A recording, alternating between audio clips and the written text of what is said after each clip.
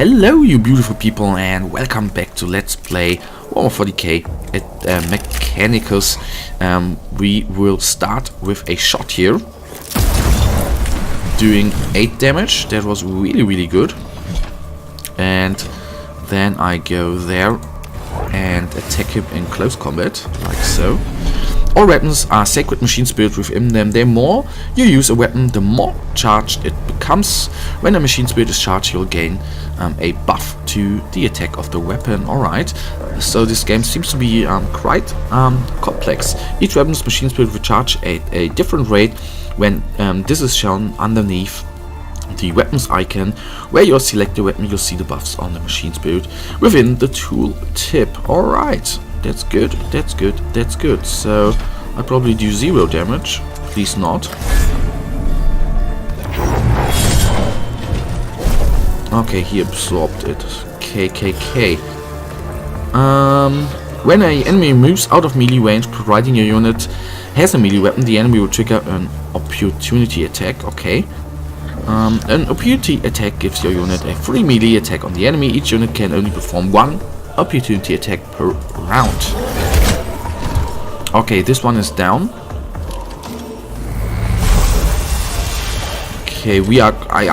He only has 20 hit points remaining, but I am not certain whether we are going to make it. So obviously, what I am seeing here is that once, please don't shoot this guy. Once you are damaged in close combat or anywhere, you do less damage. Could that be? When my fleet sails once more, vermin like you shall be strung from my prow. No, actually not. So he's doing his multi-attack again, I guess. So, what we can at least say is that we shouldn't have attacked this guy in close combat. To be honest, I initially, in the last episode, I thought this guy was a normal destructor. So it didn't have any. I'm thinking it was a ranged damage guy. That's the reasoning why I wanted to get into close combat, to do close combat and attacking. But you know, as you can see, I was way off there. So we're probably going to lose this guy any second. 5 HP he still has. He's being shot by 2 Necrons there, so that's not going to last long.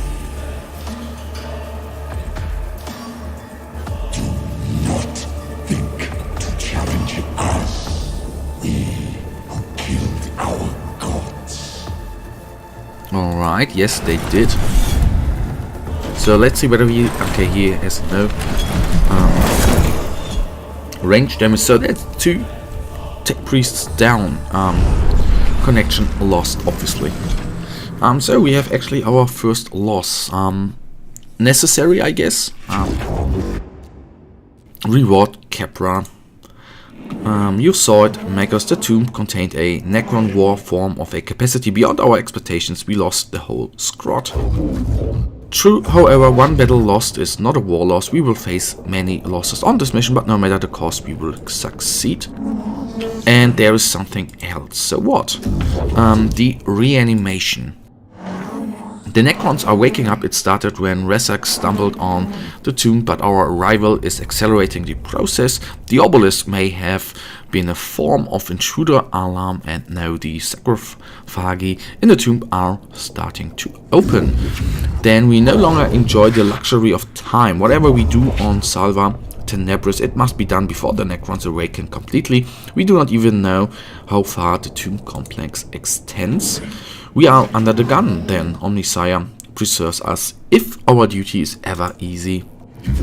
I return sorrow and despair from my emotional course, but I seek they lack the logic to determine decision making. Indeed, I choose to quarantine them and adjust our approach. The word of the Omnisire teaches us that when one method fails, another must be sought until they are exhausted. And then what are your orders, Magus? These Skitarii will explore the tomb chamber by chamber and maintain a foothold. My tech priest will be deployed to archive crucial objectives and respond to crisis. Sorry, they may be a factor. The time may be a factor, but our mission can only be achieved by with the thoroughness of a full deployment.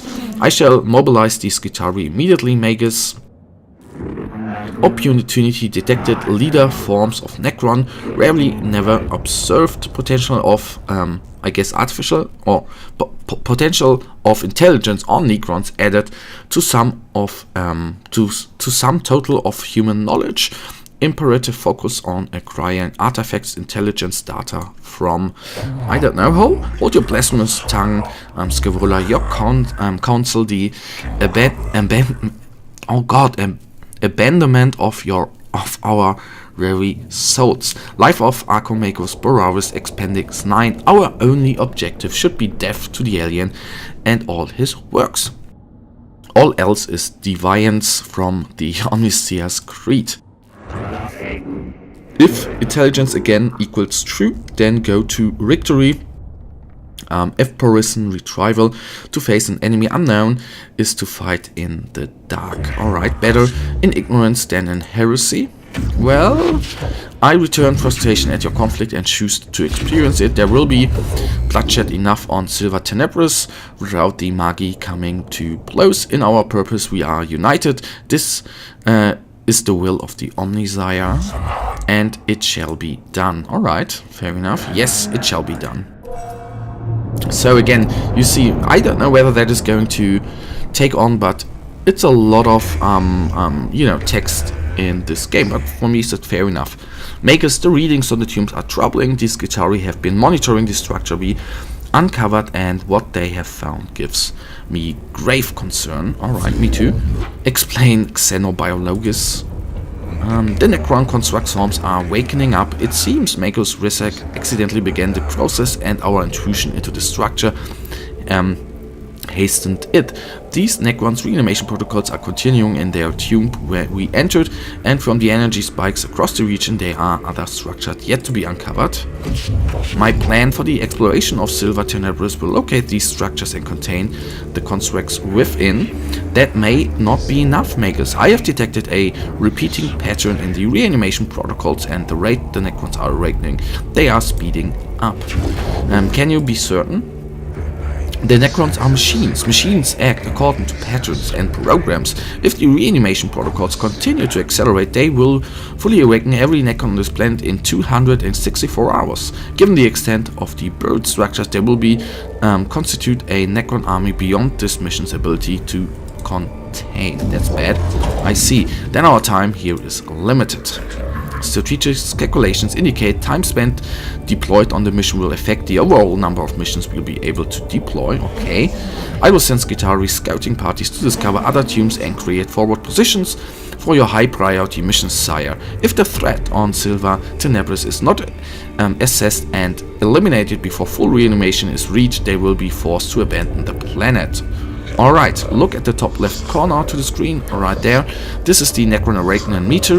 This shows you how many Necron tombs have awoken on Silva Tenebris. Try and gather as much information and tech before reaching 100%. Will do. I fear they are right. I fear so too, to be honest. I feel fear too. This is part of my humanity I have chosen to retain, but I can quarantine in my Nero worlds and choose instead to focus on what must be done. We must choose our missions wisely. It will not be easy. Yes, I think so too. The Omnisire did not send us here to do anything easy, yeah.